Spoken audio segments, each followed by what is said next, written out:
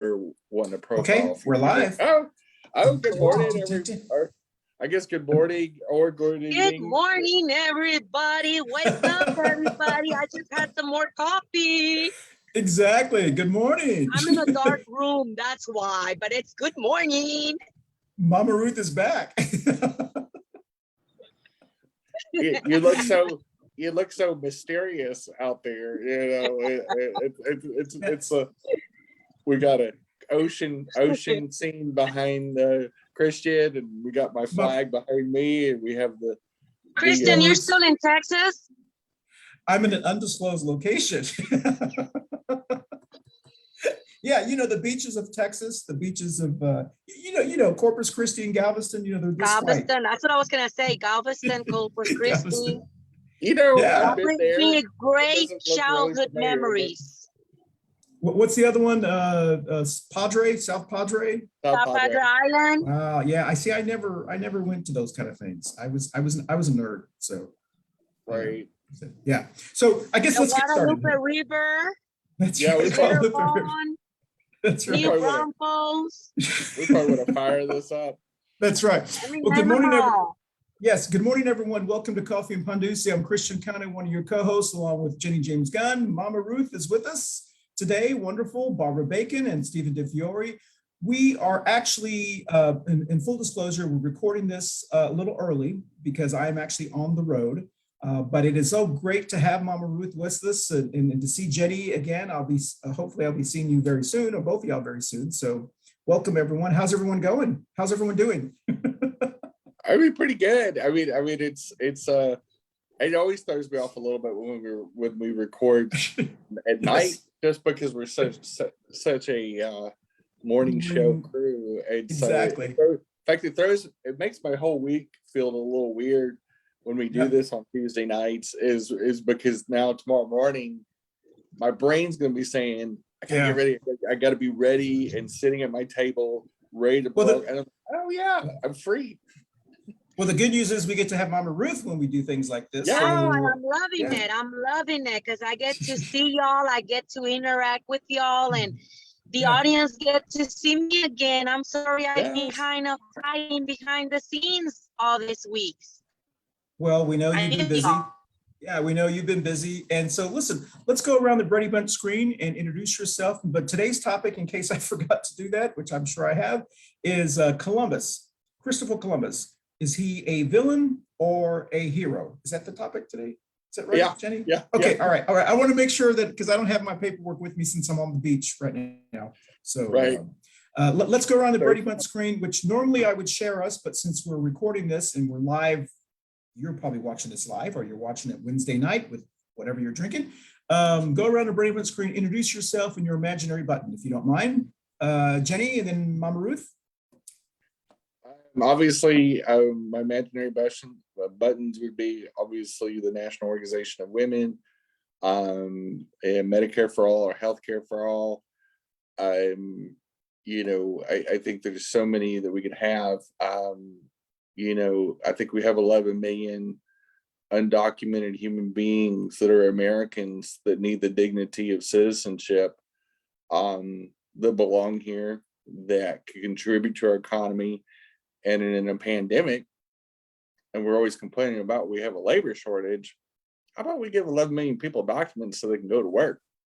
Amen. And contribute not only to our economy, but also help us out. I mean, I think it's a win-win. So there's just so many benefits to giving people the human dignity and the inalienable rights that these 11 million people sitting in limbo because we have political cowards in Washington, D.C.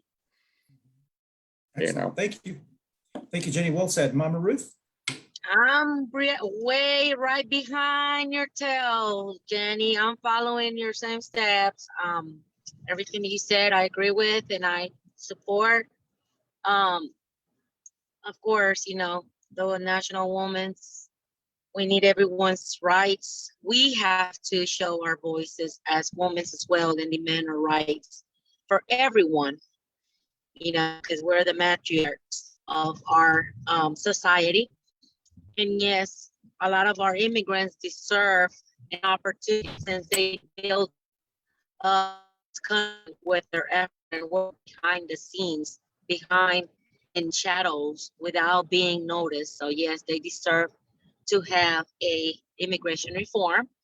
And lastly, yes, we need Medicare for all. It's definitely a need that every human being deserves.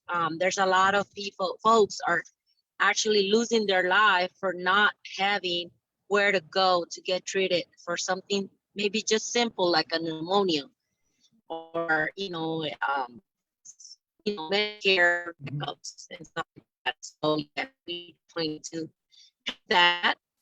My imaginary buttons, remember guys, besides all those topics, I do want to see a gun sense reform, and let's put a stop on all these innocent kids that are actually being victims of us adults not handling right on carrying the weapons, hiding them, locking them, making sure that if you buy a gun, get yourself a good sense of ownership and lock it up and don't leave it out there for these teenagers to get a hold of them and go and shoot and do things that they're not right. I'm not against Amendment 2, but I am not willing to stay quiet when the government needs to come up and do something about that. Sure. Excellent. Well, thank you, Mama Ruth. Once again, it's so great to see you again, or at least to have you on. We've missed you over the last couple of weeks. And I'm Christian Cano, one of your other co-hosts once again, and we are going to be coming up on our 3rd year, believe it or not. This is our 161st show, continuously, believe it or not. And there's a couple of extra shows because we did double shows, I think, when pandemic first started. But we are, I'm very proud of us. And I do want to say my buttons, just in case you haven't, piggyback on everything that Jenny has said and Mama Ruth, head of healthcare for all, or Medicare for all, Moms Demand Action, gun sense legislation. Unfortunately, I missed their call tonight, which was Tuesday, last night, if you're watching this Wednesday, their annual call or their monthly call. And then also Joe Oldham, who is a wonderful dear friend of ours, a young man who passed away in Black Lives Matter. He taught us a lot. So I do want to say, I want to thank Jenny, because we haven't had really a chance, but I want to thank Michael from the Small Business Association who joined us last week, and also Chad from the Carolinas Chamber of Commerce, and Manolo was on our show last week again. They did a wonderful job. I think we're going on 3,500 views for that show as of right now. So I mean, it was a great show. It was very informative. What do you think, Jen?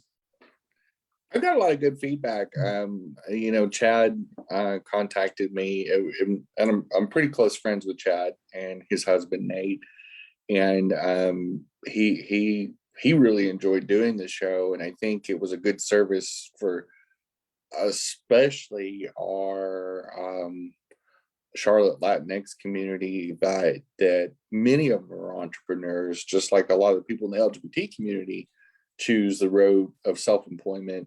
Many of our siblings in the Latinx community also choose self-employment for so many reasons, less barriers, and if you do a really small startup like a solopreneur type deal, it's a very easy to get started in certain ways, and so there is a lot of advantages to being self-employed for many different categories of people, including myself. And so it's good to hear the many programs and facets of both of those organizations, and to hear Manolo's story, because it's important to hear somebody that went from being a new arrival and an immigrant to somebody that has created a niche for himself and for others that have gone through the same things he's gone through, and he's created so many great pockets of business and community, and it's just fabulous to hear his ideas, and we need more of that. I agree. It was a great show. I watched it when I was on the treadmill in Texas, and it was I'm very proud of us. We did that very well done. Mama Ruth, I know your husband has got a little company there, and he may want to watch the show, because it really was kind of telling us how to get ready for post-COVID. and how to get ready for all that money that's been held, and people are going to spend it. It's who are they going to spend it with? You know, and so it was a great show. So with that said, let's do very quickly the, are you guys, oh, yes. Salute. I'm not selling, oh, you can't see it. All right, salute to Coffee and Pan Dulce. And also, we do want to thank our Pan Dulce sponsor, Manolo's Bakery on Central Avenue. Please support your Black and brown businesses. Manolo's Bakery on Central Avenue, wonderful stuff. Holidays are coming, tamales, all the wonderful stuff. I miss Charlotte. I miss Manolo's Bakery. Even though I had so much Tex-Mex food, I'm surprised I haven't gained about 50 pounds. So with that said, let's do the current events real quickly. The first thing, if you want to comment, I believe the first one was the Lieutenant Governor of North Carolina is in hot water for being, I think it's the second time he's done it. He was videoed at a church or something, and he said really disparaging thing about transgender individuals and LGBT plus individuals as well. That's the first thing that Lieutenant Governor in North Carolina, and his name bypasses me because he's so forgetful. Right. Yeah, we'll just say, you know who is it. And so the second one is Dave Chappelle. It's in hot water again. He dropped a new Are we comedy. talking about our lieutenant, the black guy, the Republican that won? Yeah, Yes, Mark yes. Robinson. Yes, Yeah. Mark Robinson. Okay, Yeah. that's the first one. Second one is Dave Chappelle. Dave Chappelle, the international star comedian, dropped a new comedy show on Netflix, and it's already in hot water. I think he dropped it, Sunday or Monday, and he said some, I have not read the transcript, but he said some more things about transgender, our transgender community. And then the last one is, I'm sorry, Jenny, you have one? I'm sorry, that the third one. We were talking about just a comment on National Coming Out Day. Oh, yeah, yes. Oh, yeah, yes. Dovetail it into the show. Very important. Yesterday, was it yesterday? Is that right? Yesterday. Yesterday was National Coming Out Day, also Indigenous Day, which used to be Columbus Day. And we want to talk about that briefly. We also want to give a round of applause for our local celebrity, Jenny-Jaymes Gunn, who was in the Charlotte Observer. Wonderful, beautiful, wonderful story. If you've not read that story in the Observer, you can watch it online as well, and we'll post it to our Facebook page. So on those three topics, who wants to comment on any of those? Well, I'll comment on Okay. Mark Robinson and Dave Chappelle in one comment. Sure. They're forgettable and tragic. Neither one of them should have careers in the public at all. They're the kind of people that, I mean, honestly, they're probably cut from the same cloth as Christopher Columbus. Horrifically tragic human beings that spew hate out of their pie holes, and quite frankly, are really not worth talking about. They are both they're really a waste of $10 worth of chemicals and water. And, you know, I have no use for people that spew bigotry, especially Dave Chappelle, because the trans woman that you mentioned, also was a victim of suicide. And make light of a human being that tragically took her own life when he can't deal with his own sexuality. And the same way with Mark Robinson.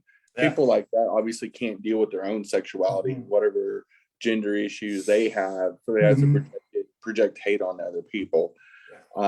Any bigotry of any kind, especially from public figures, is always unacceptable. There is no defense for their behavior. It's super gross. And it's a long time that they need to be canceled. As far as National Coming Out Today, I appreciate the Observer for interviewing me and being so gracious to allow me to do that. I was very heartwarming. I was very appreciative of it. I actually haven't read the article myself. Obviously, because I'm the one that gave the quote, so I pretty much know what's in it. You know, I have seen the picture, and which I also posed for too, so I kind of knew what was coming. As far as Indigenous Day, it's ironic, you know, that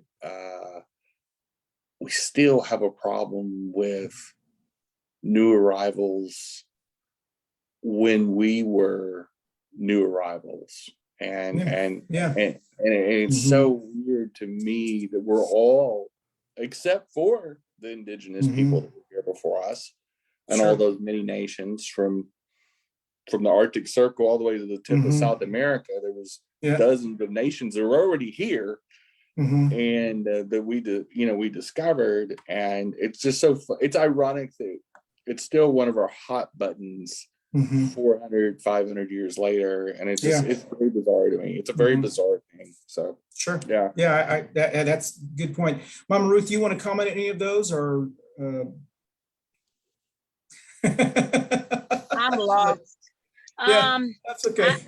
What really calls my attention is how before, well, that's our main topic. Then we'll kick in onto that one. Okay.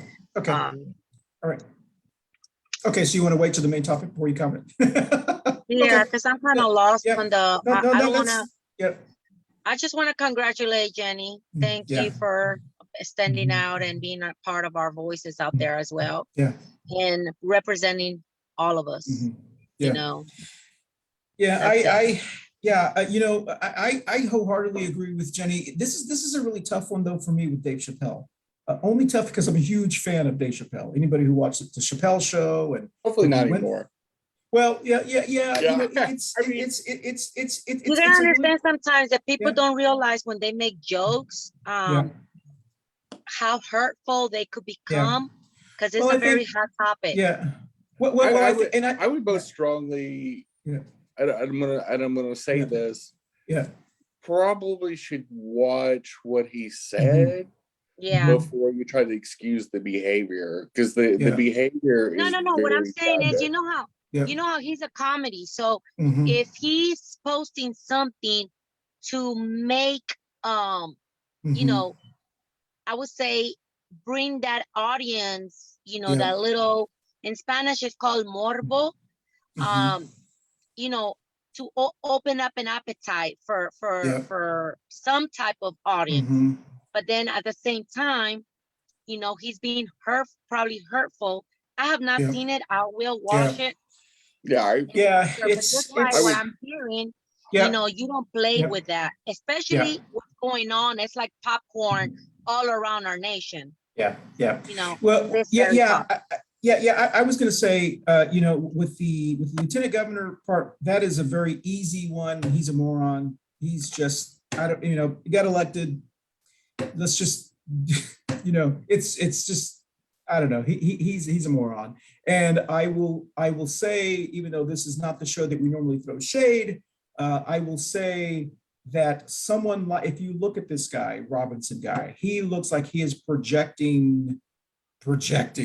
I mean, he is the biggest queen. He looks like he's Mr. on the down low. And so if anybody should be, I don't know. I just think that, I just think it's interesting how Black and brown people would openly make fun of another marginalized community when people still think they are second class. And it's just amazing to me.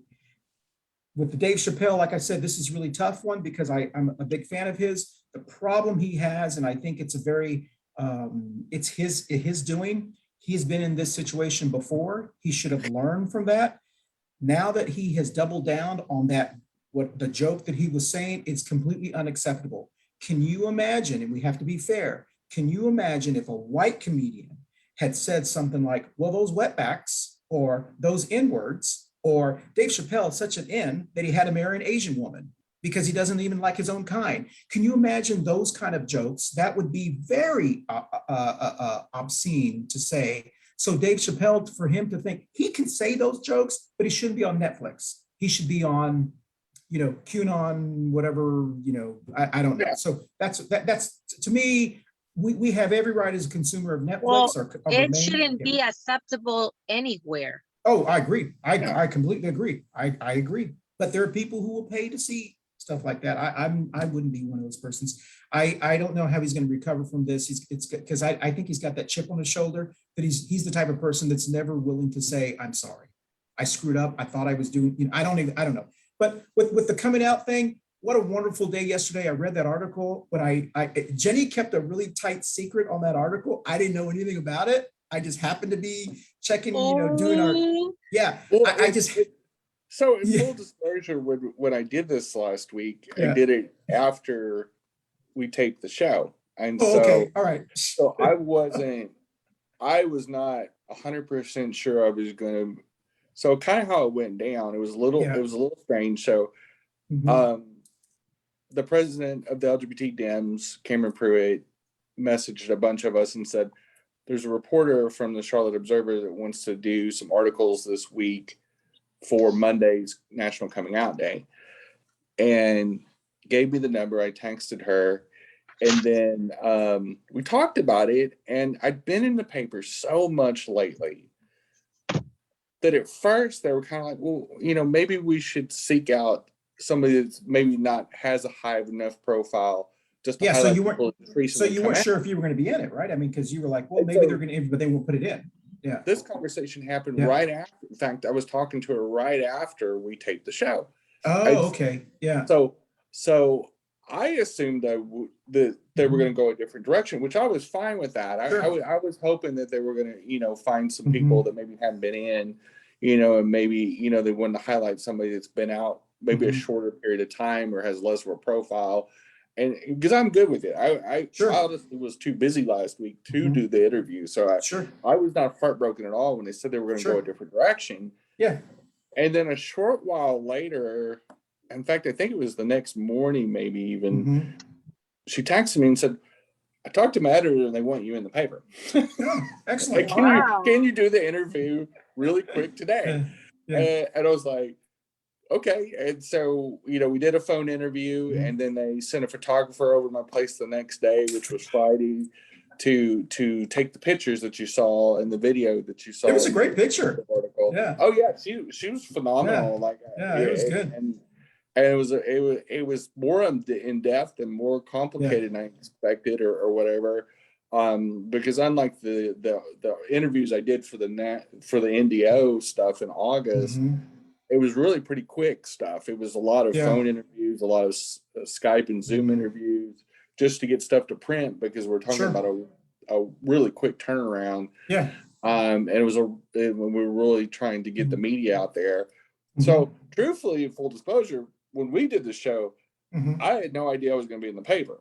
What I meant was, I thought maybe I'd get like a text from you or something. Hey, no, Observer just. So she was like, really? So what? I mean, I saw by accident yesterday. I was doing our promotion. She's very quiet. Yeah, she can keep it secret. I was like, damn, bro, what this? Nobody. I didn't tell anybody. The only people that knew was the photographer, the journalist, and myself. That was it. Okay. Well, and Cameron knew. Yeah. Well, listen, I didn't want to let the cat out of the bag. I wanted it to happen naturally. And I found out how many people read the paper now. it was a wonderful, refreshing article. It was very positive, and you did a great service to. You use your platform in very positive ways. In a joking way, one of the persons they covered on there was Hunter Sines. Right. So he watches his show, and him and I have had a Twitter battle with each other at one time. And I feel very badly, because when I first had a Twitter battle with him, I said, "Oh, girl," and this is before he came out.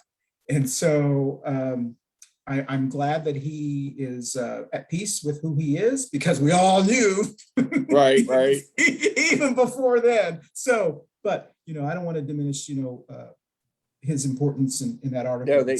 They interviewed some great people. I was honored to be amongst those people, because everyone they interviewed obviously has a great story to tell. Sure. I hope my story helps, especially older trans people, non-binary people that come out and realize it's never too late. That one of the things is we always think about the really cute young LGBT people that come out, and the celebrities, but a really big forgotten group is the older, the 40 and up, the middle-aged and older LGBT people that are now in a situation or are comfortable enough to come out because of the way our society is, and they're often overlooked in a lot of ways. And so I think that's one of the reasons they wanted to do a story on me, because they have to wait 30 years later, after being married. Yeah. Yeah. Yeah. Yeah. Yeah. It's pretty Yeah. common. It's I was honored to be interviewed. I appreciate the feedback I got from so many people, including my showmates here. And I hope it helped somebody, even if it just helped. I'm sure it did. Well, it was. You know what, Jenny? Mhm. You know what, Jenny? It's not only helping who wants to come out, but it's also helping all the other people that don't know how to express themselves and how to be themselves. Yeah, exactly. You know, Yeah, yeah. just exactly. by having that courage to be who they are, no matter what, no matter what finger points at them, be yourself. Feel free to be who you are, and that's it. Yeah, I agree. Hey, listen, let's jump to, because we don't have a lot of time, and I'm trying to make it a little bit shorter because I have bad news. I don't know if y'all had a chance to. I didn't share with y'all yesterday, but Saturday, October the 9th, we lost a great leader in Charlotte, in the Latino community. Olma. I found out yesterday. Yeah. That is terrible news. Yeah, Olma passed away. She will be dearly missed, and I'm sure there will be celebrations of life events going on in Charlotte. She was very involved in the Democratic Party. She was the chairperson or the president of the Democratic Women. She was first she was the president, and then she became the chair. And at a state level, she was a very well-known person. Yeah, she was very influential with she was what most people would consider the first family of Mecklenburg County Latino or Hispanic politics. She was kind of the first ones to kind of get into it. So yeah, let me tell you, she was the first. She was the person. I called her my political mother. That's how I named her, because due to her, I became a voter. Yeah, I remember that story. You told that. Yeah, you had not voted for it until she influenced you. Yeah, that, and also I know we didn't get to mention this in the last show. Janice Covington passed away the week before last as well. Janice was a wonderful friend of mine, friend of almost everyone. She was very the good thing I had influential. just spoken to her 2 weeks before, and I feel very, very blessed that I was one of the persons that kept in touch with her. We text each other, and I know she's in a better place now. Yeah, she was, for a very brief time, she was my campaign manager. And so it was we had some great conversations, and they were so many people we've lost this year, and those are two people that I think we all will obviously miss. So with that, we do send our thoughts. Obviously two icons. Well, no, remember Rafael Prieto? Exactly. Yes. Okay, remember her aunt that told us hi one morning? Her aunt, his aunt also died, the one that he used to live with. Oh no, Clara. I did not know that. She passed away, yes. Oh my gosh, that is so sad. Yes. Yeah, you remember, Jenny? Yeah. She came up to the videos and said hi and all that. With the puppy. Yes, with the puppy. Yeah. Thank you for sharing that. I did not know that, and we'll need to send our thoughts also to Rafael as well, who was on our show quite often. And that explains lately why he's he's been kind of hiding. Sure. Well, listen, with that said, I kind of hate to jump into this topic, but we don't have a lot of time on this show right now. But our topic is Columbus. Yesterday, as many people around America celebrate, or some people had it off. If you're in banking, finance, some people, the stock exchange is closed. Federal that's right. That's federal workers. Right. That's right. And so, I've been calling it Indigenous Peoples Day for quite a while. That's just what, we call it, but people, it's on the books, is still Columbus Day, I believe. So, for those who aren't aware, Jenny, I know you and I talked very briefly before the show started. What are your thoughts about, the topic, the title was he a villain or a hero? What do you think, Jen? You're all out there. Exactly. All the empires of the Western Europe that invaded North and South America, It was started, officially, I guess, by Columbus when he hit the West Indies, and essentially, he landed on the shores in 1492, and by 8 years later, he was discredited as stripped of all of his honorarium titles, and mainly because, and this is pretty hard to do, because the Empire of Spain, especially, was exceptionally cruel when they invaded places. I mean, the Spanish Inquisition. We're talking about a people that really didn't value life at all, obviously. But Columbus was exceptionally cruel, was an exceptionally cruel-hearted human being, as many of the Spanish, Portuguese, French, and British invaders were. They really gave no quarter to anybody. And even in that time, he was viewed as a scumbag and a murderer. And he was very much that. And it's vile that we've celebrated him for so long. But it's not surprising because, we've had conservative rule for so long in this country. And many of them love war and death. And so, so they obviously would see him as a hero, but no, he was nothing of the sort. He was an exceptionally horrific human being, tragic human being. Pretty much he'd be a Republican now. But he definitely was nothing to look up to. And if anything needs to be celebrated at this time, it should be the indigenous people. Sure. And the mounds of guilt we should feel for living and thriving on stolen land. Sure. Well, okay. Mama Ruth, do you have any comments about Columbus Day, or do you celebrate Columbus Day or Indigenous Day? Sure. We call it the day of the Arrasa Day. Okay. That's the way we have it in the Latin American. But in our culture, there's two sides of the coin. Sure. For some people, was the villain, the rapist, because they would steal young girls and had to go and do whatever to multiply. And on the other side, he was a hero. So who knows? Yeah. The only thing that we know that he discovered America. So he discovered the Americas, right? So is that right, Jenny? He discovered the Americas, not North America. No, is that my understanding, and I might be wrong, Jenny. Let's get our history books out. He first arrived to Haiti and then to Guatemala, to the port of Guatemala. Yeah, so he never yeah, go ahead. So basically, just kind of giving everybody that doesn't remember from history class. Sure. Essentially, he was wanting to go westward to the Indies, to India. Exactly, because he was looking for the When he hit the Caribbean islands, they nicknamed the islands the West Indies because they believed that they were on the outer edge of Asia. That's right.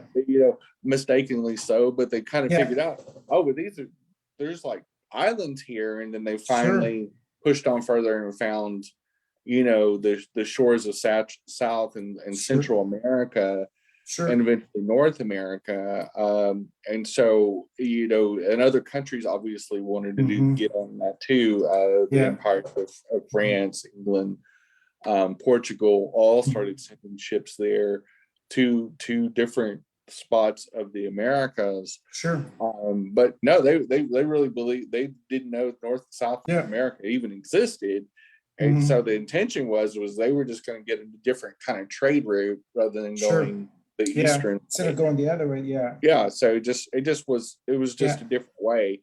And so when he quote unquote discovered the Americas and found that there were people, not only that there was land all over here, but there was also people there too. There was many nations, and the rest is history. My understanding is, and I completely, other than what that little riddle or that little song that we learned when you were a kid, Right. you know, Columbus sailed the ocean blue, 1492. You know, my understanding is in North America, one of the ethnicities that celebrated this for such a long time was the Italian Americans. That Columbus Day, this was a very important holiday for them. And for that reason, politically, even when it was uncovered, even the history has shown that he was not the hero, he was more the villain, that they kind of gave into peer pressure to continue to honor Columbus because the Italian Americans have, for whatever reason, I don't know if Columbus had some Italian in it or something. No. Columbus was Italian. Okay. Oh, okay. Okay. Well, all right. He was contracted by Queen Isabella. Okay. All right. But you have to realize Christopher Columbus, obviously is not a Spanish name. Yeah. But he was contracted by the Queen to and that was very common back then, was that you contracted with people kind of like defense contractors now.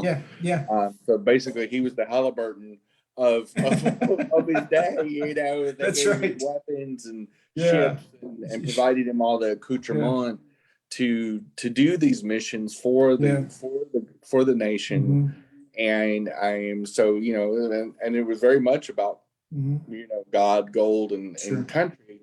So you see a lot of attachment, because a lot of times this was also very attached to Catholicism. Because you got to remember, most of the Western monarchs in Western Europe also were under the thumb or control of the Pope and the Catholic Church. And so many of the times they also had religious people with them. They established missions, like San Antonio, for example, was established with 6 Spanish missions. So San Antonio's. And so that's one of the reasons they once they found out there was more land out there, they went to go claim it, not only for their own individual countries, but typically for the Catholic Church as well. And so you saw many of the outposts established by Spanish, by missions, by Catholic missions. Well, I mean, I know that because when we were thinking about having this show a couple of weeks ago, when we made the October schedule, I had seen that one of the myths is that Columbus was the first to discover the Americas, but he was not. There was actually other people who had discovered America far north. I don't know if they were Vikings or something that actually discovered us. The first. And so I do think that those who may think he's a hero, unfortunately, not really. I mean, he was second, you know, maybe. Well, I mean, obviously, I guess the biggest difference, you know, if you're going to get into the whole, you know, what the Vikings did versus what the Western European powers did, was the Vikings explored but left. You know, they never really, they never really never really established much of a foothold on North America. And at some point just stopped going there, you know. They kept with Iceland, but that was about as far as it consistently stayed after a few hundred years. And also they established beachheads in England and some other places for a long time. So the question I have for both of you, because there's only so much we can talk about Columbus, so we need to make this a little bit more interesting. Right. And we only have about 15 minutes left. And all right, he's a villain. That was pretty much the show. That was pretty much the show. I don't know if anybody saw the title, but when you saw the title, you're like, yep, he's a villain. Well, what's the show? I think to me, there's a lot of parallels between the time of Columbus, as far as what was being done to regular people, what was done for nationalism, and what you see today, which you see the issues that we have with strong nationalism and the race to still control the world, as we see with Russia and China and the United States right now. I don't think it's much different. I don't think we've evolved much. I think we're actually probably scarier and worse. But you know what, Jenny, and Mama Ruth, this is a question to both of you. When I was thinking about this, and when you said earlier, Jenny, I was thinking what you had said. the irony that there are people who want to celebrate Columbus Day, and or maybe there are still a couple of people, and these people are the same ones who are outraged that immigrants are coming here, like discovering America. So it's like, you know what?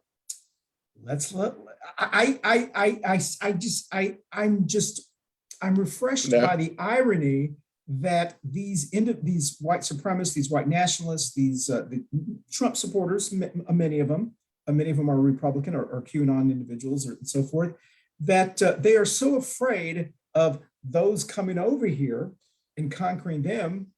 Hey, how are you? You know, I mean, do you just feel the irony that that our Black and brown communities are discovering America?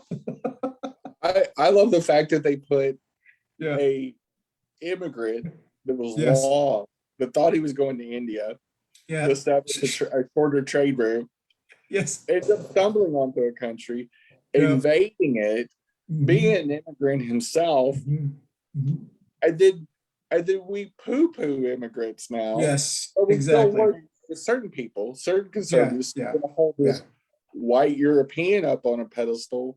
Yeah. But he was an immigrant. He was an unwelcome. Yeah, exactly.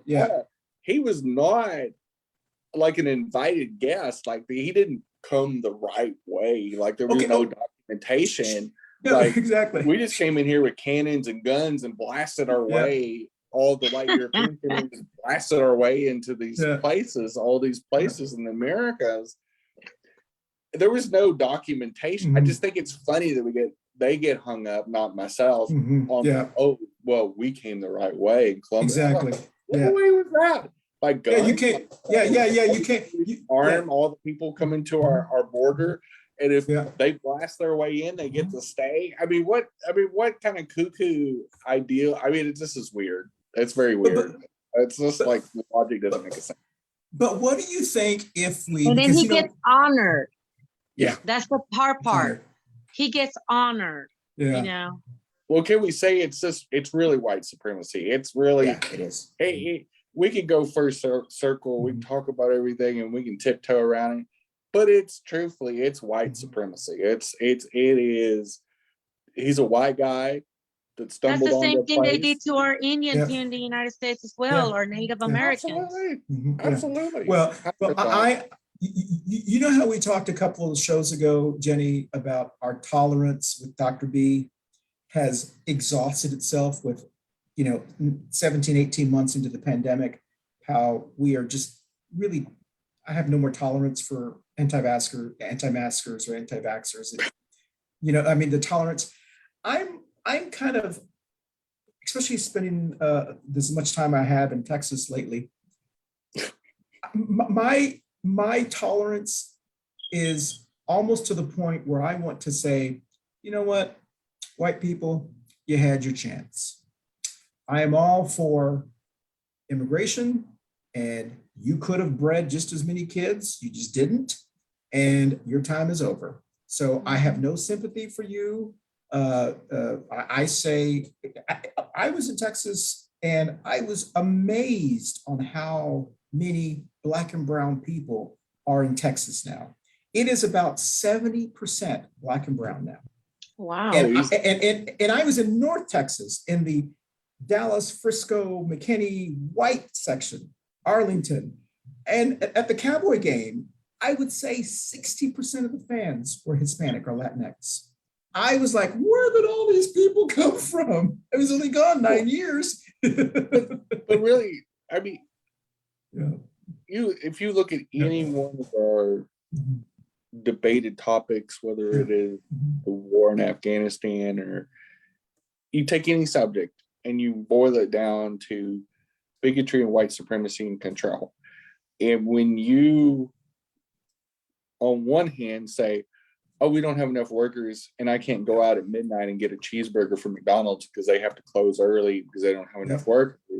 But we have 11 million Americans sitting in some kind of weird limbo purgatory of political paperwork snafus when they've already been here, they've already lived here, many for up to decades, and we don't have the I don't just the raw common sense to say we need them as much as they need us. Exactly. We need them They're more. Americans.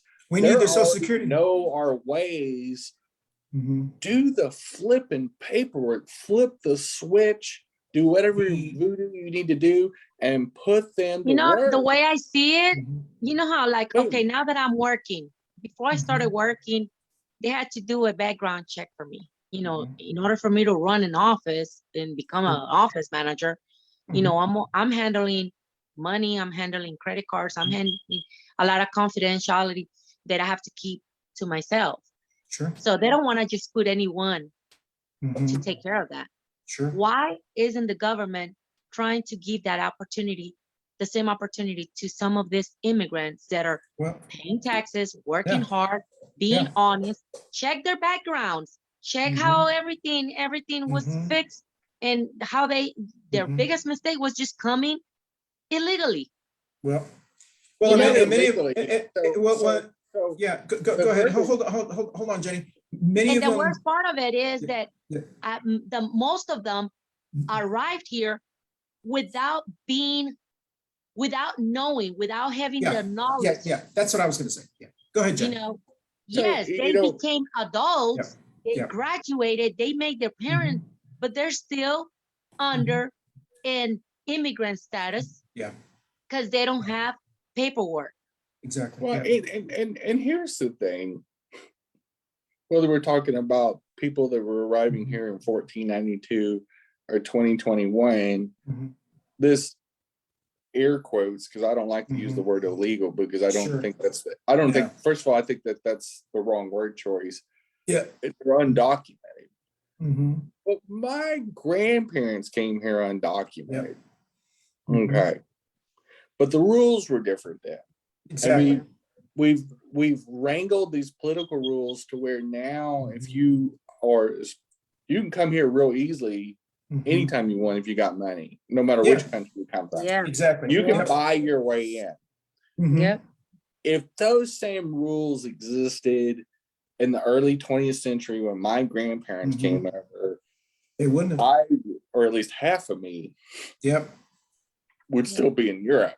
Exactly. Okay. Yeah. And so the reality is, as a second generation American, I see a tremendous amount of hypocrisy on how we word things, because you know, neither one of my grandparents, when they both came over as kids, number one, they came from very poor families. They were legit. They were the tired, the poor, the hungry.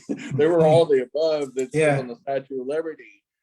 And, you know, but they were, those people, those new arrivals, no matter where they came from, always been our backbone of our workforce. They've always been that economic engine to push our economy forward and stabilize our economy. And now that we've gotten some weird white supremacist chicanery going on where we're petrified, because the majority of the 11 million that are in limbo, paperwork limbo right now, are people of color. Yeah, they just didn't look like my grandparents. They're browner or blacker than my grandparents' generation was, which were typically mostly Western European people that were coming here. So you know, but those people were undocumented too. Well, let's be real clear: the people that came in the earliest 20th century weren't coming over with paperwork. No, that's an excellent point, Jenny, and I know that people know that. And even when you talk to the people who say, as the words come out of their mouth, they need to come over the right way. It's like when they finish the word right way, in their mind, they're going, well, my grandparents didn't, but they still say it because it's like a tagline. It's like cancel culture. It's like, you know, it's these words that socialism, it's these words people don't know what they mean, but they say it because a friend of theirs said it. And they just think that's this, you know, ignorant people say things that they don't know what they're saying. And we also live in the here and the now. So most people don't have the bandwidth or the memory or the knowledge of history, working knowledge of history, to understand that that times have changed, rules have changed, political movements have changed, that in this post Nixon Reagan era where we became more, I don't know if we became more xenophobic but I think the xenophobic, conservative, hateful side of our country got a rebirth. Well, after the 30s, 40s, and 50s and 60s. You know, we saw a Nixon and Reagan, we're scared of foreigners, and we need to kill the evil empire, and then it turns to the Chinese, and and all this craziness, and we got to stop, all these people coming from Mexico and all this type of stuff. I'm like, well, I hate to tell you, if you lived in South Texas anytime in the last 50 years, it's normal for people to be coming across the border.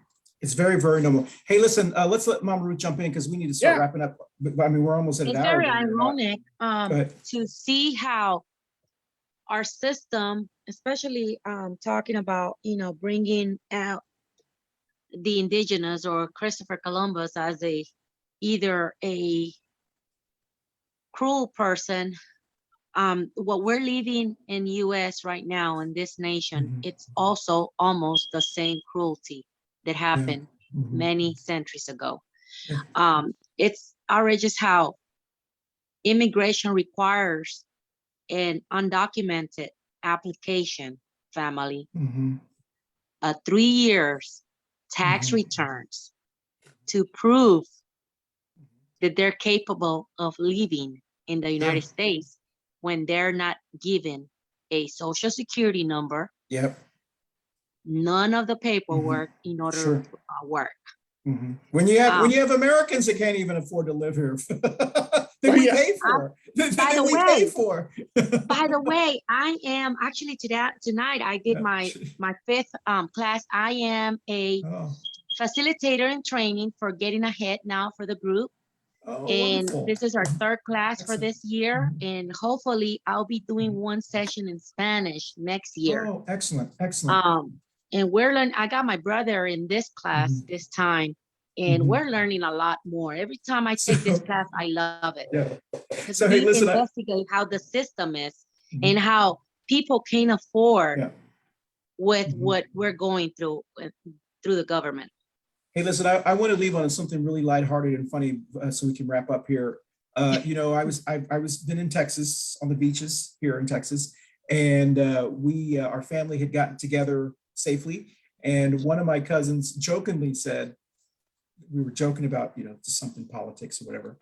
And I was commenting on how diverse Texas has gotten just in the last 8-9 years since I have not lived there. And I said, my goodness gracious, we don't have to do anything, just wait. And just population wise, the numbers are just there. And one of my cousins, she's humorous, she said something about, well, if we can only get this president to do something and get our taxes down, we were just kind of being silly, whatever. And so I was reminded, even when our country, which is already in many states turning black and browner, are just more diverse. I won't say black and brown, just more diverse. Even when we're still going to have conservatives, we're still going to have tax people, but the difference is going to be, they're going to be people who look like us and look like Jenny and look like all of us. And I think we will be able to have a different type of dialogue because one of the things, all my cousins, they all hate Abbott. Well, he's pretty easy to hate. I think you're gonna see. I think you're gonna see, because I jokingly said, y'all can't even keep your lights on. They said, "Oh God, our governor is so stupid." These are people who voted for Trump. Yeah,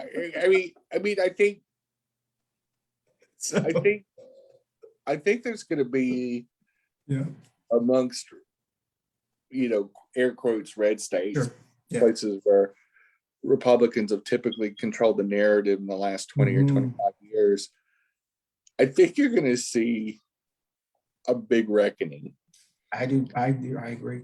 I truly believe, and there's a couple reasons why. In 30 seconds. in 2008, we elected a black president. Sure. Yep. And I think white America collectively crapped their pants and went, oh my gosh, our worst nightmare. And clutch their pearls.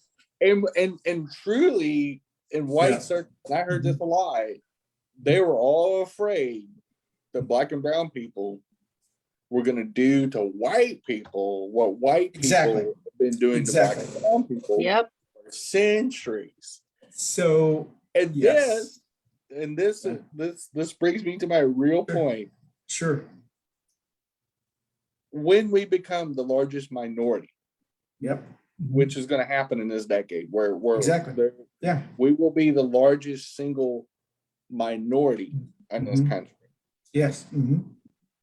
And people realize it's going to be okay. That all Black and brown people aren't going to put us in death camps or anything like that. It's like equality marriage. Remember? Marriage equality didn't stop marriages. They didn't stop printing. Do y'all remember marriage certificates because gay people do y'all remember in the churches and everything? It's going to destroy marriages. It's going to destroy the families. We're going to have pedophiles. We're going to this. Remember, nothing happened. The pedophiles are the white pastors and the priests. And also, if we remember, because we're old enough to remember this, remember Y2K and how it's going to be an Armageddon and all that. When the day comes, and it's going to happen depending on birth rates and death rates and all that, somewhere probably in the mid 2020s. I think they predicted 2026. And that's so when that day, that's when my baby will be graduating from high school. He'll be in the new majority. Even better. That's even better. And when white people officially become a minority in America, the largest minority, minority. I will be speaking American. That's right. It's going to pass through just like Y2K did. There is not going to be an Armageddon because we're not going to notice the damn difference. We ain't going to notice a damn difference. And you think that will open up their eyes? Would that have to happen in order for them to kind of realize and understand that, America's formed out of different color, culture, and flavors? Yeah. Well, Jenny, respond in 30 seconds, and we got to close out. Go ahead. I think they'll just switch to the next hair on fire deal, and they'll come up with something new to be scared about. I'm sure there'll be some kind of new super duper threat. I hope they stop training other Karens in the new generations. Well, I think they probably already have. They're not going to have Karens anymore. They're going to have Blancas. But Blancas are going to. But I will say there's going to be a few less of them if we don't get vaccinated. That's right. Oh, that's true. Yeah. That's a whole nother story. But I think what's very interesting is George Lopez, the wonderful Latino comedian, once said in one of his big stand-up comedies, "We will treat you white people with the same dignity and respect that you've treated us." Mazel tov. Being our same classes. You hear me? Yeah, that's right. Being our same crackers. Oh, that's right. That's right. Remember. That's his verb. The whole time. So. Exactly. Well, listen, this has been a great conversation, and I actually have to go back to the beach. I left my lawn chair out there, and so we do need to wrap up. Next week, I think next week's show, I don't have the schedule in front of me, but I think we're talking about the rise of Southern culture. The South has risen. Has the South risen, and the winner's already chosen? We'll be talking about there was a wonderful article in Forbes about has the South already risen? And the South is not what you think. The South is Black and brown people. And what they have said is the true South has already risen. And did you ever went to the New South at the Levine Museum when they did that? I did not, but they did some good stuff there. Yeah. And so, that show is going to be somewhat a little bit about, remember we talked about Southern heritage. What's real Southern heritage? Is it really, Confederate flags, or is it fried chicken and barbecue and fajitas, and all that kind of stuff. So that's going to be one of our shows. And so I'll be watching it. Yeah, that's right. I don't know. Who knows? We may, if we have such a success, we may record it on Tuesday night. So with that said, let's go around the Brady Bunch screen and tell us where you're going to be in 30 seconds or less, and then we will end the show. And we do thank you so much for joining us. Who wants to go first? I'm not doing much this week, so I'm just here, home. That's it.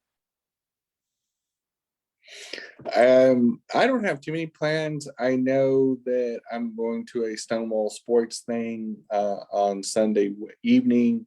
We're doing a little gaming and get together at Bar Argonne at around 4:30 on Sunday afternoon. About that, other than that, I'm working and just living the life, you know, and laughing at COVID idiots. Well, you know, I will be, hopefully this time next show, I will be back home in Charlotte, North Carolina. It would be so great to see y'all closer on Zoom. And I do miss everyone. It was a wonderful being able to spend time in Texas. Like I said in the last show, I don't miss Texas, but I miss my family. And but I don't miss Texas. Yeah, what's that slogan I said? Remember the slogan? Don't mess with Texas. It's I don't miss Texas. That's my slogan. I love to. Hey, but I got me some Cowboys t-shirts because we're beating them. They're on the roll, and I think if we get all of our, if we all kind of pull our money together, maybe we can open up a Taco Cabana. Ooh, yes. Oh, don't even think about that. Oh my gosh, I've eaten so much Taco I'll Cabana. survive just with a bean and cheese tacos. And a Whataburger, maybe. And a big one. Whataburger overrated, but Taco Cabana. Yeah, that's true. Oh. That's true. All right. So with that said, let's just say goodbye. We're going to stop us on Facebook, and if you're on Zoom, stay on so we can record the promo. Bye, y'all. Thank you for joining us. Bye.